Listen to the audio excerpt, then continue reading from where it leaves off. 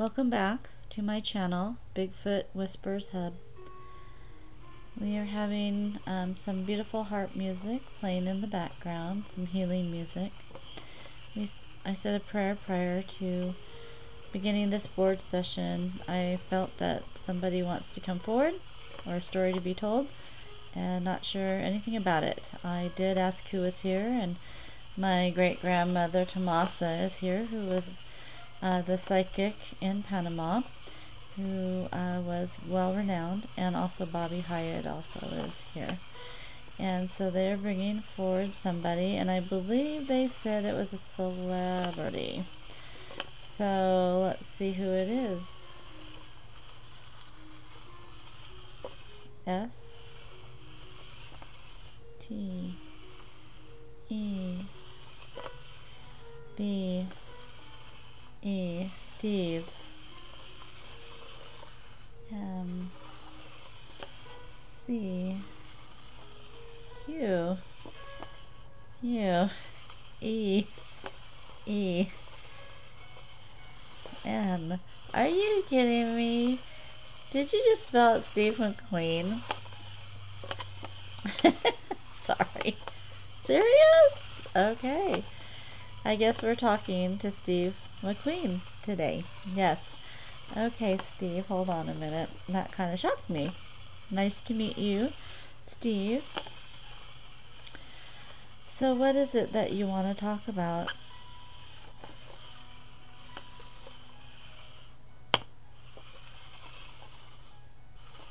Got to T-E-L-L.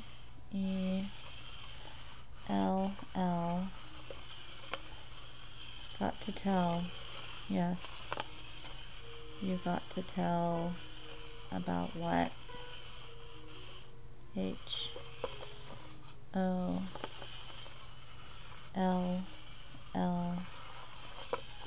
Hollywood? Yes, you got to tell about Hollywood. Wow. This is kind of amazing. Nollywood talked about the evolution of people coming forth.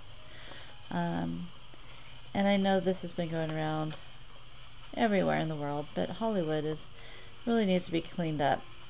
And I find if they start cleaning up Hollywood and taking out the trash, in a sense, that it will become a huge industry again. Yes. Because people don't want to see this shit, right? Yes. And that came from him. I usually don't swear, but that came from Steve McQueen, that no one wants to see the shit that they're producing. Yes. So, okay. Go for it. F-R-I-E-N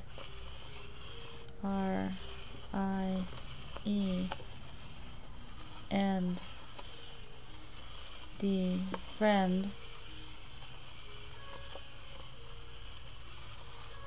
A, friend.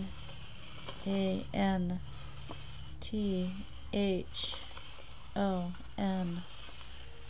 Y, friend Anthony. P E R K I. Anthony Perkins? Yes. You're friends with Anthony Perkins? Yes. S-O-M-E-W-H-A-T,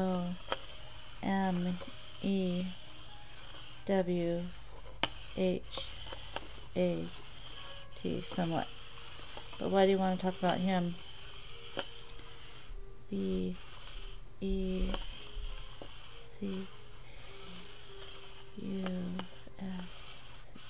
because H-E-W-A-S-V-I.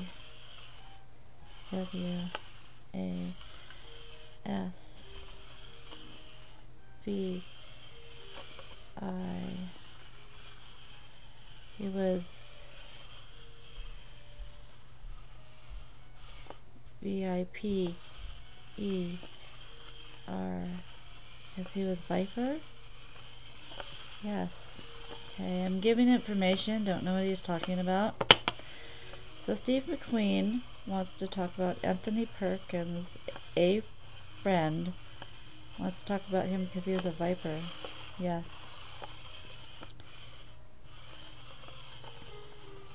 N F P R E A D. Wow, he's moving fast. E or I. Sorry, hold on. N G. Spreading. A I D S. He was a viper and spreading AIDS. Yes, he didn't tell people he had AIDS. Exactly.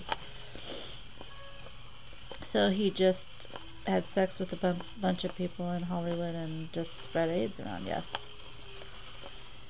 T H I S H A S S T O P. This has to stop.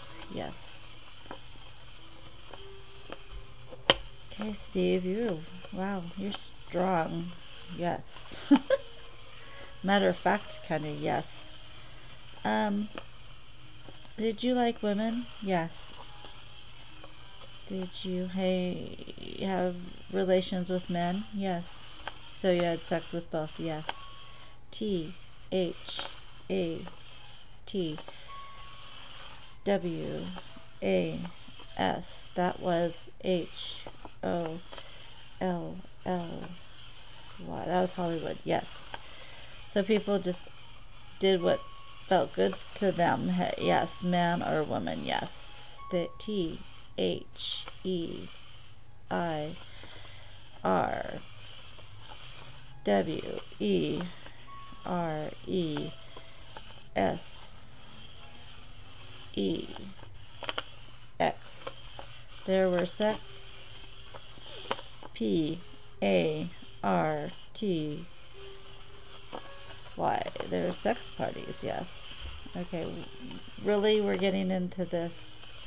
Yes. Okay. So we're not going to go really deep into this because I'm not comfortable with talking about this kind of part of Hollywood. You know, I'm a prude, yes. So you feel Hollywood needs to be cleaned up, yes. And he's telling me that, okay, we're going to stop with the board. He's telling me that there needs to be a brigade started in Hollywood. I think he says there's some people who are trying to get something going, to get some laws in the Actors Guild, stronger laws for children, for everybody. People need to be monitored. Any suspected stories, people need to be monitored because this got to stop. When I was in Hollywood, he said it was a free-for-all. That's what made it so fun. We had money, alcohol, and sex. No matter what sexual orientation you were, it was just a free-for-all, whatever felt good to you. Because it really wasn't about relationships, it was about what got you off, he said. And he said it was the shits, man. He has a mouth on him, so sorry, I'm trying to hold back on swearing a lot. He knew Natalie Wood. He really cared about Natalie Wood. He did say that they did have a quiet rendezvous relationship, and it meant nothing. It was just for a time, and it was just to help insecurities. Hold on.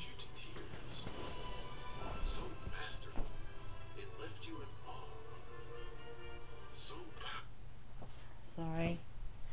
That was music, and then it went to a commercial. So, back to Steve McQueen, and he was upset with Anthony Perkins because he felt Anthony Perkins knew of his AIDS at that time, and he didn't care, and he didn't tell his sexual partners. So something about that really upset Steve McQueen, and I don't even know, I guess Anthony Perkins was around the same time as Steve McQueen. I'm not sure of the era of Steve McQueen. I know some of his movies were older and medium.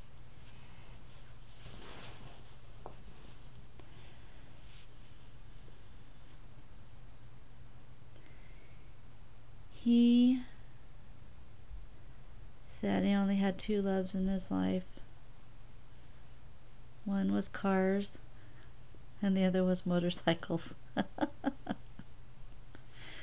Wow, that's pretty, huh? Um, he said that's just what it was. That was his loves. He loved to be fast. He loved fast, fast, fast. He had a troublesome past, a troublesome childhood. I'm not quite sure if he lived with his family or if he was an orphan or lived with other family members, but he seems like he's kind of was a loner growing up. Didn't feel much love growing up. Kind of felt isolated. And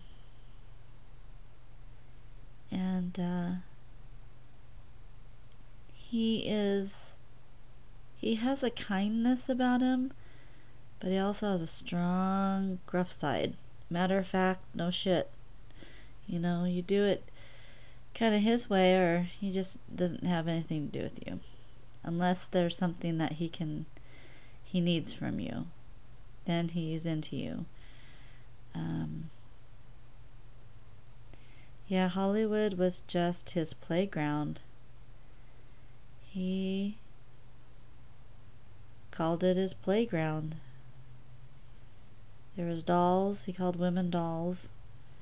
And because that's what he thought of them, as just dolls for his own gratification in all ways, not just in sexual ways, but in female companionship ways. And there's some that he was attracted to. He really liked Sophia Loren a lot. He was enthralled with her. And Natalie Wood to him was just this young, shy, immature woman who was so needy. She was so needy, he said. Man, she was so needy.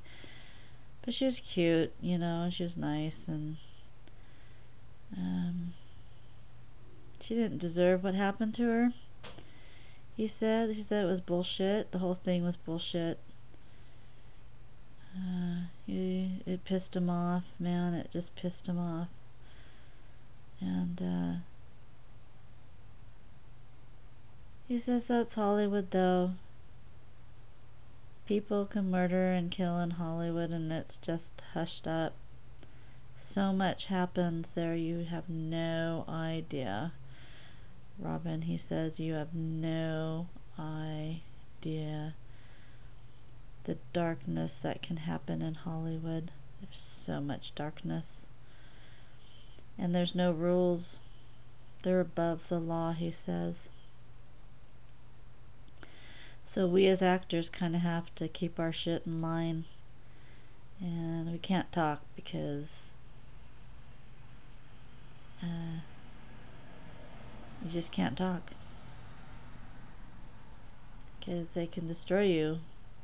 Either your life, your family, your money, your career. Just destroy you. If you don't care about being destroyed, then you can talk. But these women that are coming forward have balls, he says. They have balls. And he's glad to see that there is lawyers out there that are hanging tight to these women and letting them come forward and not letting the industry destroy them. And he says for everybody to be careful, because if you have dirty laundry, you better hang it out to air out, and you better just keep your pants up, he said, because this is an evolution. And he said that this is just not for the living. This is also for the deceased. There is, interesting, he's talking about there's a band, a group of spirits, I guess you would call them, of Hollywood, that are cloaking themselves around these people coming forward and the situation. They're able to somehow, with the energy or something, able to start breaking this open, and it's going to be stronger and stronger. There's a wave coming of this, and this wave is to clean up the industry, to stop hurting children, to stop hurting people. The rape has to stop, he says. I guess that, and I think that Natalie Wood could have testified to that, that the rape has to stop, and you can't talk about it because these people have power. Wow, Steve McQueen. I'm talking to Steve McQueen. Wow. He says, you're a good girl. He goes, you're a good girl. He goes, you don't have, there's not too many like you. He says, he goes, good thing that you didn't hang with your dad, my birth dad, because I have a feeling that you would have gotten into the Hollywood scene. He goes, you're a pretty good looking little kid, and you could have very well gotten into the Hollywood arena, but with your disposition, he says, it would have destroyed you. You probably wouldn't have made it. You're not strong enough. Yeah, he goes, this is a long time coming, he says, but just so those that know that are coming forward at this time, there's backup, and there's backup across the veil. All those that know that this has been happening from the first time of Hollywood till now, that you have backup and you got people protecting you from the other side. So be strong, rely on the lawyers, and be strong, because you got strength in numbers standing by you that you can't even see. Now I want to change the subject a little bit. He says, he's saying misguided.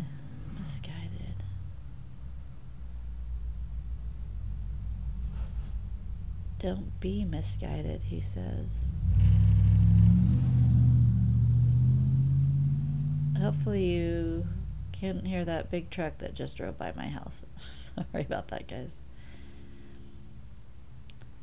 He said that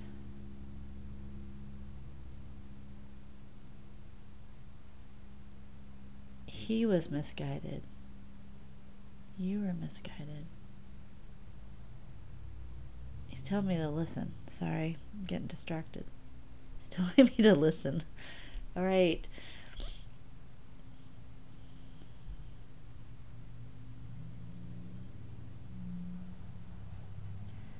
What did you die of?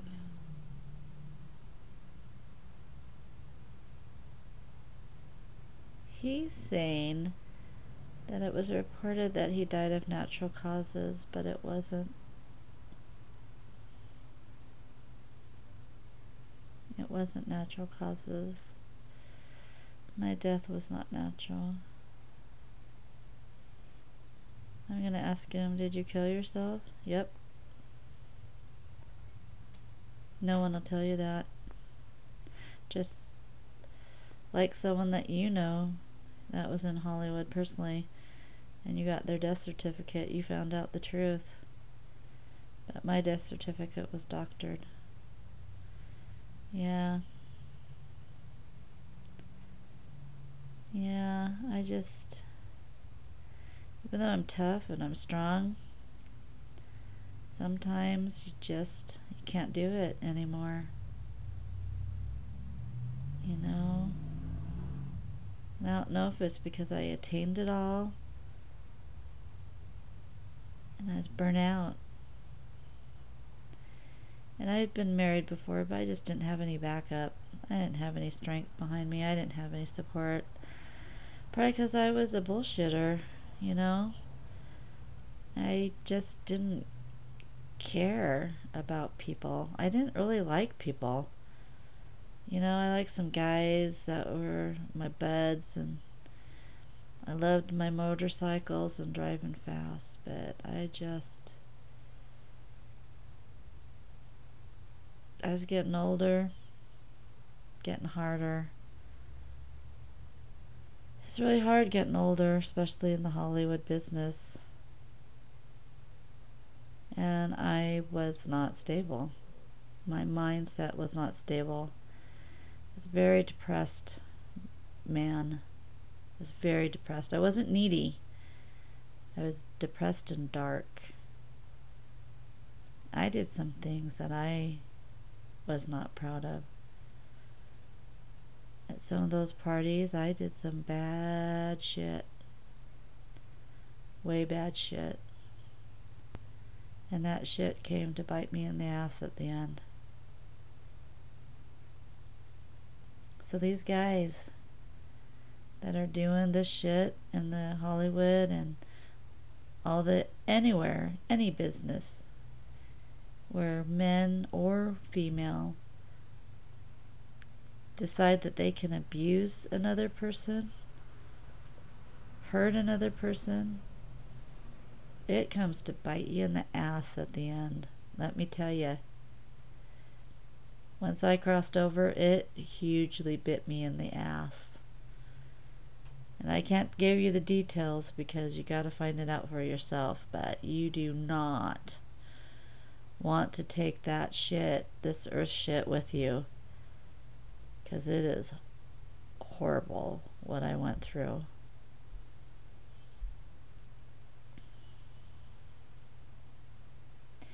You know, this earth life is a funny thing.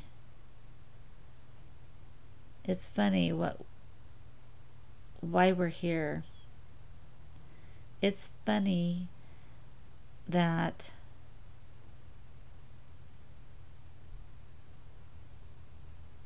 even though it's about us, it's not about us. I know it's gonna be some crazy shit, but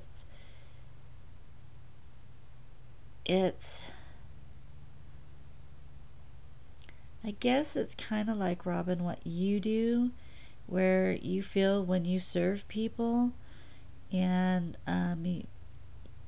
you do that outside yourself.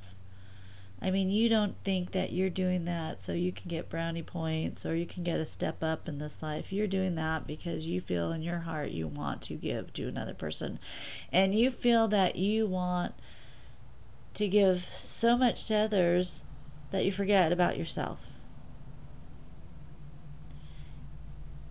And that's kind of where I got lost in my meaning of this earth life. I got lost. I didn't get that. I took life as attaining. I wanted to attain my position in Hollywood. I wanted to attain a reputation. I wanted to attain, this was my hugest thing, is I wanted to attain a legacy. I wanted to be remembered after this life. I wanted to be like a Marilyn Monroe or Elvis, where forever they're on people's lips. I wanted that. Then I was kind of seeing that I couldn't attain that. I couldn't do it. I can't. You know, I kind of was famous. I was famous, but I didn't have that sparkle that those other two had. And I got deep, dark. I became dark inside. I didn't even think of serving others or giving to others. You know, I kind of dropped some people a few bucks here. I was a taker. I kind of took. Yeah. So I didn't learn. I kind of blew it. I didn't learn anything. You know, I kind of was in survival mode and feel good mode, but I was empty, and I died empty. But I had darkness clinging on to me, man. And that darkness came with me when I crossed over. The shit that I did, oh man, that crossed over with me. And it was scary. It was scary. I am to tell you, there's kind of a hell over there. There is. You can get yourself out of it. But when you cross over, you learn. You learn some things. I can't say too much because I'm talking a lot here, but there's some. I would say you should repair your life here on this earth. And you gotta learn that if you're a taker and you're empty inside, man, you're doing some bad shit, you better repair yourself. You better think again. Because you're doing nobody any good. You're not even yourself any good. Because you're not going to be happy when you cross over. It is bad. It is bad. So if anybody's listening out there, this is Steve McQueen, man. You better rethink your life. You better really rethink your life. And before you take a step to do any darkness, you better rethink that. Because it's coming with you. Hard. That's all I gotta say, man.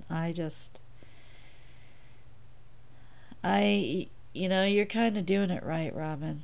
You're doing it right. You had a hard upbringing. I see it. I see the things that you've gone through. I've gone through kind of the same things, and you're many steps ahead of me in that area. But I think some of us are just born with a good heart.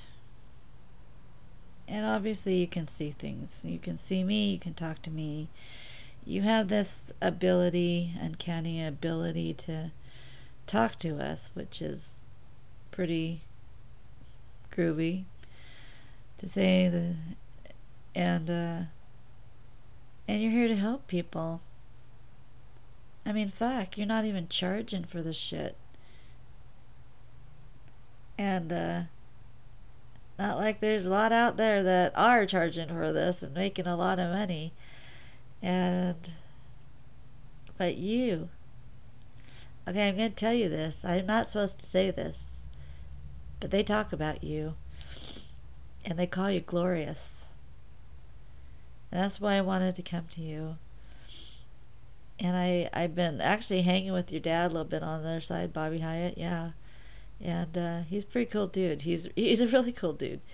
And he had it hard like me. Him and I are really on the same path in that Hollywood thing and shit. And how we were using people and then at the end we ended our lives kind of the same way. But you're empty. You got nothing. You might have a few people around you, but you're nothing.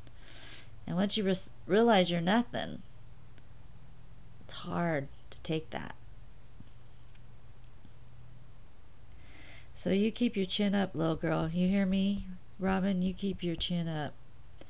You keep doing this. You just keep listening to people, and you keep talking about it. This is very needed. You need to be a voice, and I know you've been told that before. And I know you want people to come across that are good people and nice people, and so sorry if I'm swearing. That's just who I am. And I'll try not to say shit and fuck anymore, alright? Anyway, I just wanted to put it out there that everything isn't the way you think it is. There's so much cover up. And those people that are becoming a voice Stay strong. Open up your mouth. Change the rules. Change the law. Get the Actors Guild involved in this, man. You gotta get the Actors Guild involved in this. You gotta clean house. You got all of us on the other side standing by your side, man. And we are putting thoughts in your head. And we are putting strength in your head. We are by your side. So if anybody is listening to this, hang in there. Do it. Open your mouth. All right. Wow. This is Robin back.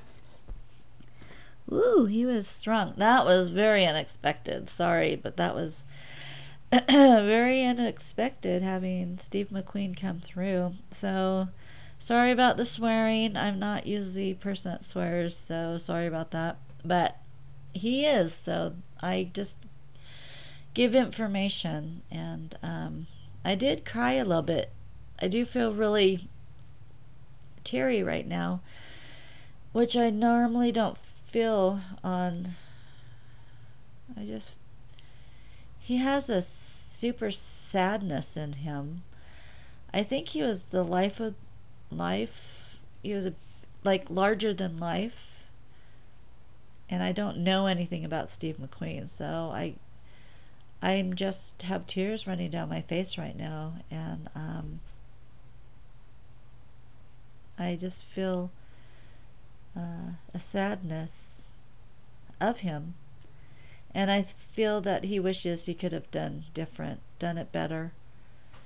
And he may have, I don't know if reincarnation is real or not. If reincarnation is real, he'll have a second shot at it. So obviously he's had time to learn some lessons, get some dirt taken off his back. But I think he has a strong message to tell those that are doing naughty things, that are hurting people, and that are not helping people. Stop it, because it's going to be attached to you, and it's going to go with you when you die. And obviously, Steve, that was a pretty scary thing. I feel he was telling me that was a warning to you, that you might want to change your ways, because the next time you think of doing something naughty or horrible to another person, think twice, because it gets attached to you, and it might be an awful thing when you die. So, peace out.